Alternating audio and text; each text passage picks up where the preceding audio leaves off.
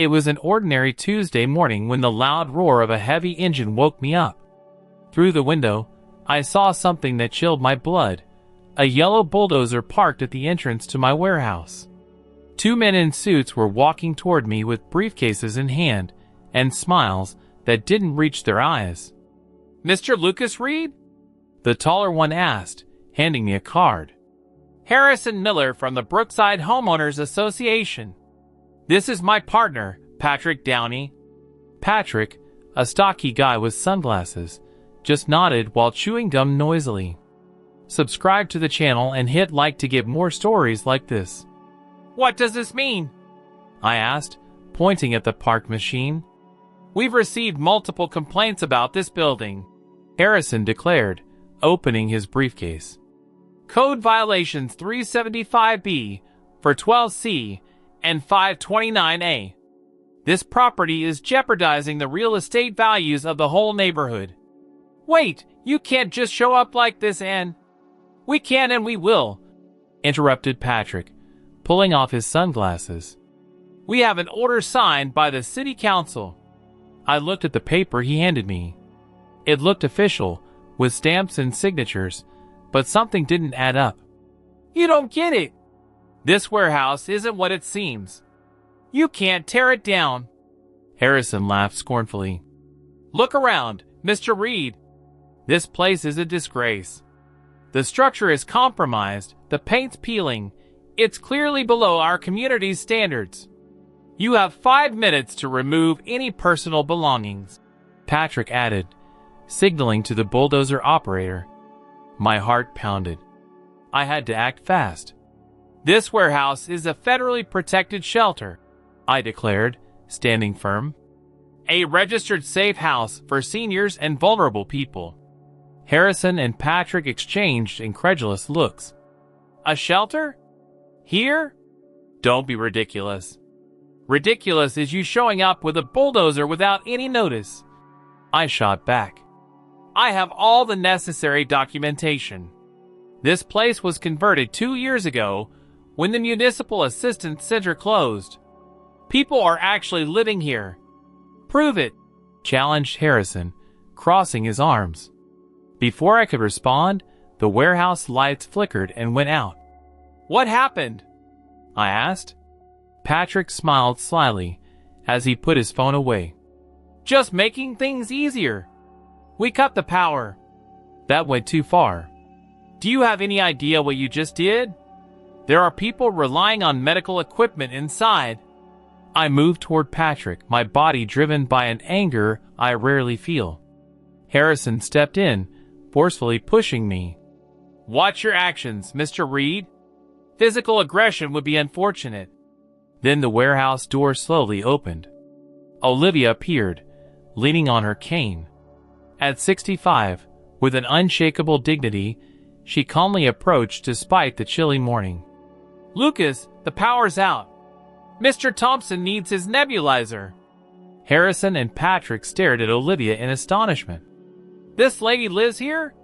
Harrison asked, his certainty wavering for the first time. "As I said, this is a federal shelter.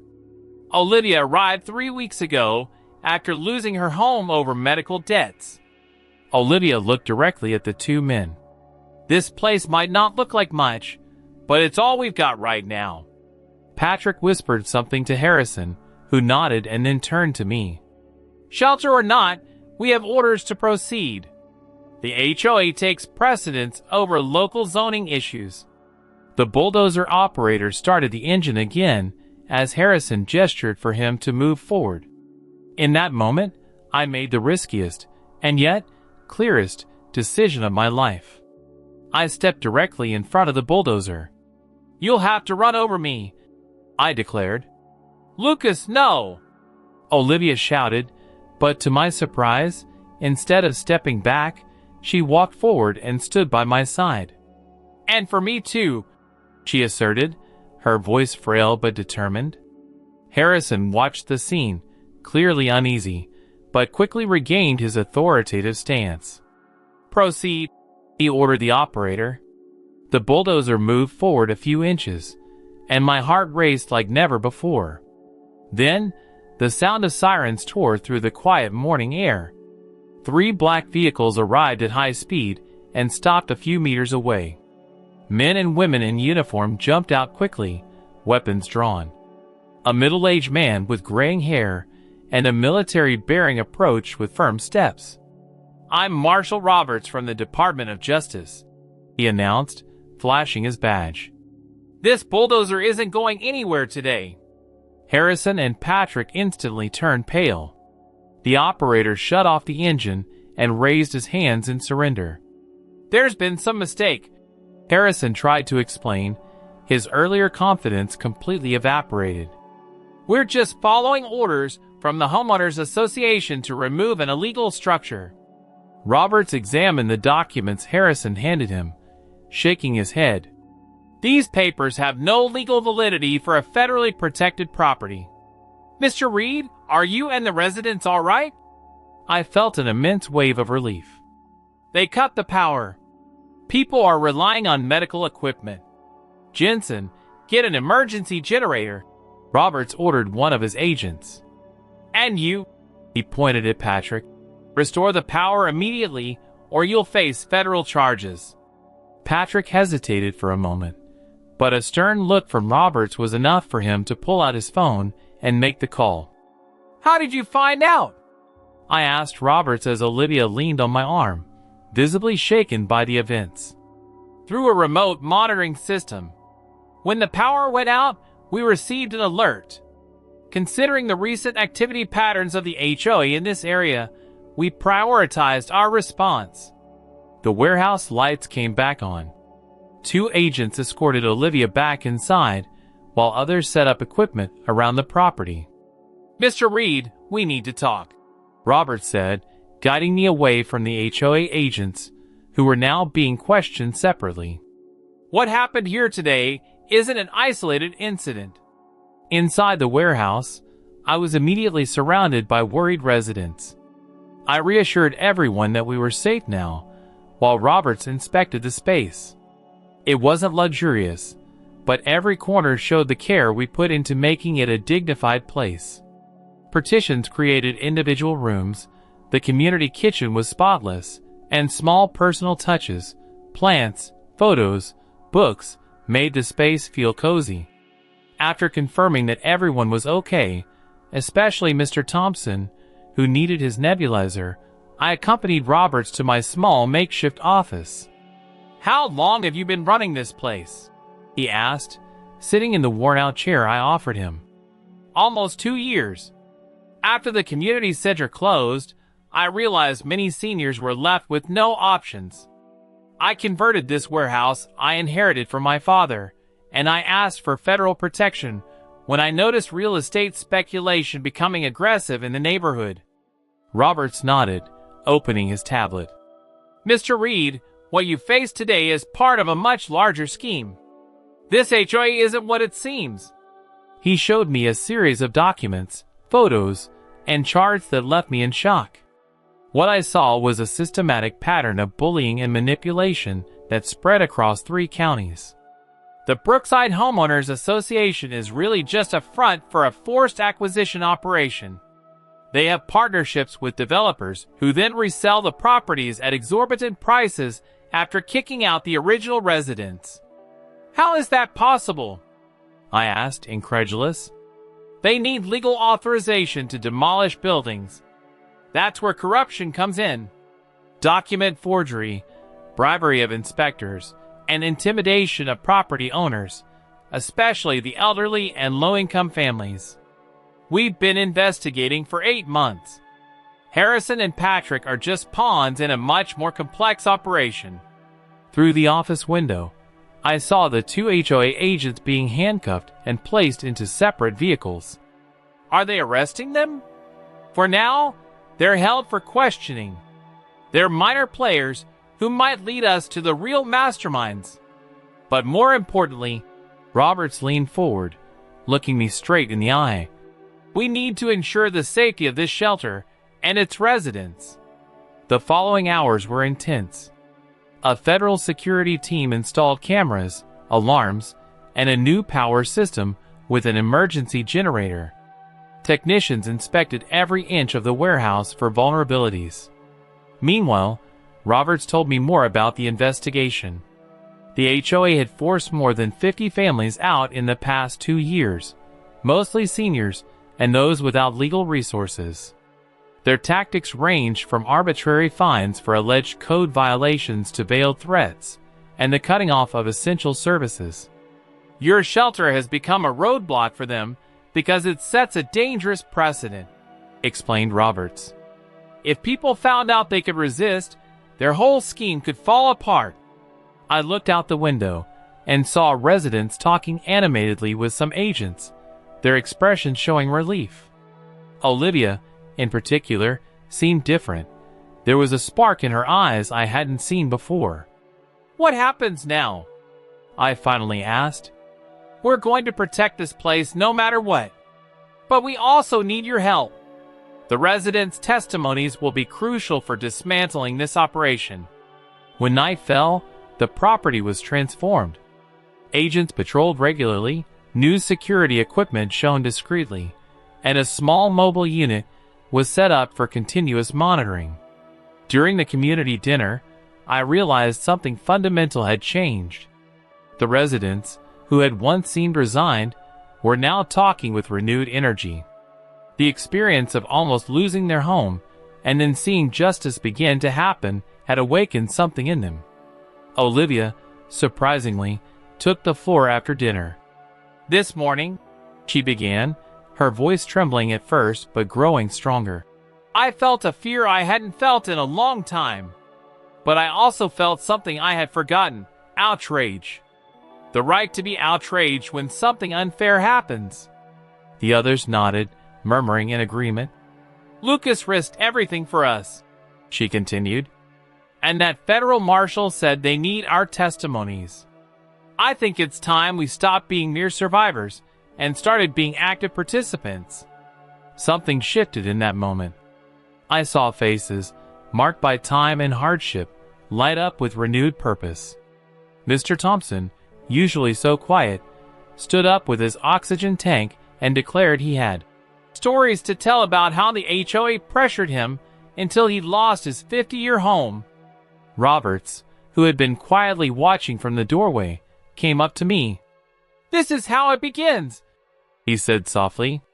"True resistance doesn't just come from external protection, it comes from inner strength." In the following days, our routine was completely upended. The warehouse became partly an investigation center. Residents gave detailed testimonies, old neighbors started coming forward with their own stories, and little by little, a map of corruption began to take shape on my office walls. Olivia, surprisingly, assumed a central role. Her experience as a former administrative secretary gave her organizational skills that proved invaluable. She sorted information, identified patterns, and connected seemingly isolated cases. "You know what I realized, Lucas?" she said one evening while we were sorting documents. "I spent years feeling useless after being forced into retirement. Then I lost my home and thought it was the end. But being here, doing this, it's like regaining my dignity." The investigation expanded when Harrison, now facing serious charges, decided to cooperate. He revealed names of municipal officials involved, the developers benefiting, and even details about offshore accounts where the profits were hidden. "Their strategy was systematic," explained Roberts during one of our meetings. "They identified areas with high growth potential, infiltrated local homeowners associations, and gradually replaced the legitimate members. Then, they implemented rules so restrictive that low-income residents could never comply." A week after the bulldozer incident, we began physically transforming the warehouse. With technical help from federal agents and using emergency funds allocated for protected shelters, we reinforced walls, installed new security windows, and updated the entire electrical system. What had once seemed like just a temporary space began to show signs of permanence. Every resident participated in their own way. Mr. Thompson, a former carpenter, supervised structural reinforcements even from his wheelchair. Mrs. Gomez, 72, organized a schedule for the kitchen and cleaning that ran like clockwork. Meanwhile, the investigation into the HOA was making headlines. Reporters started showing up, wanting interviews with the heroes of the resilient shelter, as we were being called. We turned down most requests to protect the residents' privacy, but allowed one controlled report to raise awareness about the issue. "What you've done here," Robert said one afternoon as he watched the transformation, "goes far beyond saving a shelter. You're exposing a predatory system that affects entire communities. And more importantly, you're showing that people society considers disposable are capable of extraordinary resilience." On the morning of the 20th day after the demolition attempt, Roberts arrived with a rare smile on his usually serious face. He gathered all the residents in the common room, where maps and investigation diagrams covered an entire wall. "We have significant news," he announced, holding a thick folder under his arm. "Harrison completely broke. He offered up all the details in exchange for a plea deal." A murmur ran through the room. Mr. Thompson raised his trembling hand. "Is he going to get off?" Roberts shook his head. "He'll face consequences, but they'll be reduced. The important thing is that he gave us access to what really matters, the masterminds." He opened the folder and spread photographs across the central table. I immediately recognized the president of the city council, 2 council members, and the CEO of the largest development company in the region. "The operation was more extensive than we imagined," Roberts continued. 3 counties, dozens of public officials, millions of dollars. "This morning, we carried out synchronized operations in 27 different locations." Olivia, who had become something like the unofficial spokesperson for the residents, adjusted her glasses to take a closer look at the photos. "That guy over there," she pointed at a man in an expensive suit, "was the one who signed the eviction order for my house. He said there was no other option." Roberts nodded. "Malcolm Stevens, legal director of Westbrook Holdings. He was one of the first to be arrested today." The news brought a mix of emotions. There was undeniable satisfaction in seeing justice served, but also sadness upon realizing the extent of the corruption that had ruined so many lives. "And Patrick?" I asked, thinking of the younger agent who had been with Harrison that fateful day. "Surprisingly cooperative from the start," Roberts replied. "Apparently, it was his first month on the job, and he didn't fully realize what he was getting into.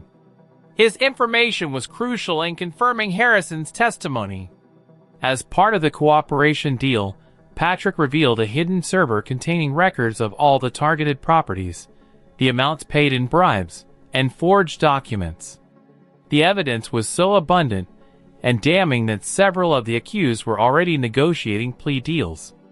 Even more impressive was the revelation that the scheme had been replicated in at least 5 different states, always following the same pattern: identify communities ripe for gentrification, infiltrate local associations, and force out the most vulnerable residents. "You've triggered something much bigger than we imagined," Roberts concluded. "The Department of Justice is expanding the investigation nationally." Over the following days, our routine was disrupted by a series of formal depositions. Federal lawyers interviewed every resident, meticulously documenting their experiences. For many, especially the elderly, the process was emotionally exhausting but also cathartic. Mrs. Gomez cried while describing how she was forced to leave the home where she raised 3 generations of her family. Mr. Thompson, usually so reserved, recounted with outrage how HOA agents had removed his accessibility ramp, claiming it was an unauthorized modification of the facade, effectively trapping him in his own home until he gave up on the property. Each testimony followed a similar pattern of systematic intimidation, exploiting each victim's specific vulnerabilities. For some, it was threats of fines that were impossible to pay. For others, constant psychological pressure or even direct intimidation. One afternoon, while I was sorting documents with Olivia, she suddenly paused and removed her glasses. "You know what hurts the most, Lucas? It's not just the loss of possessions. It's how they made us feel about ourselves." She took a deep breath before continuing. "As if we no longer deserved to be here, as if our presence was just an inconvenience for progress." I nodded, understanding all too well. "That's why this place is so important. It's not just a roof over our heads, it's a recognition of our worth." As the investigation progressed, our shelter evolved too. With media attention came unexpected support. Local businesses offered building materials, volunteers showed up on weekends, and even an architecture firm offered pro bono services to improve the space. What began as a simple industrial warehouse took on the character of a true community. The outdoor courtyard, once an improvised parking lot, was transformed into a community garden. Temporary partitions were replaced by proper walls that offered more privacy. The community kitchen was expanded and modernized. Roberts visited regularly, sometimes to address issues related to the investigation and other times just to check on our progress. On one visit, he confided something that made me especially proud. "The department is using this place as a case study for a new national initiative on protected shelters," he revealed. "The mix of federal protection with community management has proven extraordinarily effective." Within weeks, our shelter had become a model. Delegations of social workers, urban planners, and even politicians started requesting visits to understand how we created such a functional space with limited resources. But the most significant impact was on each resident's life. Olivia, who had arrived defeated and hopeless, now coordinated not only our internal organization, but also helped other HOA victims document their cases. Mr. Thompson, drawing on his carpentry skills, launched workshops to teach basic construction techniques to other residents, creating a new source of income through small community projects. Mrs. Gomez, with her amazing talent for cooking, turned our community kitchen into a local landmark. On Fridays, we hosted charity dinners where neighborhood residents came not only for an exceptional meal, but also to meet their most vulnerable neighbors and build genuine bonds. When we hit the 2-month mark after the bulldozer incident, we received news that changed everything. The first trial resulted in a conviction. Malcolm Stevens, the legal director who signed the eviction order for Olivia, was sentenced to 12 years in prison for fraud, extortion, and civil rights violations. The news was met with quiet celebration in the shelter. We weren't seeking revenge, just justice, and the assurance that the system that victimized us wouldn't continue with impunity. "It's only the first step," Robert said during our small celebratory meeting. "The other trials start next month. The evidence is overwhelming." The investigation uncovered that the HOA operation was just the tip of a much more complex scheme. Behind the Homeowners Association was a network of shell companies, hiding the real investors. International funds specializing in aggressive gentrification of vulnerable communities. They specifically targeted areas with high concentrations of seniors and low-income families, explained Roberts. Places where resistance would be minimal and profits maximum. As spring arrived, our shelter blossomed, both literally and figuratively. The community garden exploded with vibrant colors and productivity, providing not only fresh food for us, but also for a small farmers market we launched on Saturdays. The physical structure of the warehouse was completely reinvented. What was once a modified industrial space now became an elegant hybrid building, preserving original industrial elements while adding features for accessibility and comfort. Large windows flooded the rooms with natural light, solar panels reduced our dependence on the grid, and an intelligent rainwater collection system fed the garden. More important than the physical changes was the transformation in the residents.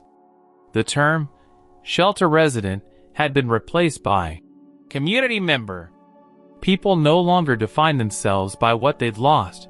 They defined themselves by what they were building together. Olivia, who turned 66 with us, surprised everyone by announcing the creation of a consulting cooperative for seniors facing housing issues. Drawing on her own experiences and the knowledge gained during the investigation, she began helping others navigate the complex legal system that often worked against the most vulnerable. "I never imagined that at 66 I'd be starting a new career," she confessed one quiet afternoon. "But I realized that my experience has value, that I have worth." It was in this spirit of renewal and progressive justice that we received an official letter that would once again change our community's course. The federal court, as part of the reparations ordered for those convicted in the scheme, had allocated 3 properties adjacent to our warehouse for shelter expansion. "3 mansions," Mr. Thompson murmured in disbelief as we looked at the plans. "Built with money stolen from people like us, now going back to people like us." Roberts, who brought the notice over in person, explained that the properties had been constructed by the central developer behind the scheme, using direct profits from the HOA's fraudulent operation. "The court decided that the best form of reparation was to convert these properties into an extension of your shelter program," he explained, "with a specific focus on seniors displaced by similar predatory practices." The news evoked mixed emotions. There was a certain poetic irony in turning mansions built through exploitation into homes for their victims, but also a huge sense of responsibility. We were growing from a shelter into a real institution. During the evening's community meeting, I looked around and could barely recognize the place compared to that simple warehouse that almost got demolished months ago. It wasn't just the physical improvements, it was the people. Faces that once showed defeat now shone with purpose. "What we've built here," I told the group, "goes far beyond walls and roofs. We created a model for what happens when people refuse to be victims of an unjust system." Olivia slowly stood up, leaning on her cane now decorated with colorful ribbons from visiting children. "When I arrived here," her voice was firm and clear, "I thought I was at the end of the line, that this would just be a place to wait for the inevitable." She paused, looking each person in the room straight in the eye. "I've never been so happy to be completely wrong."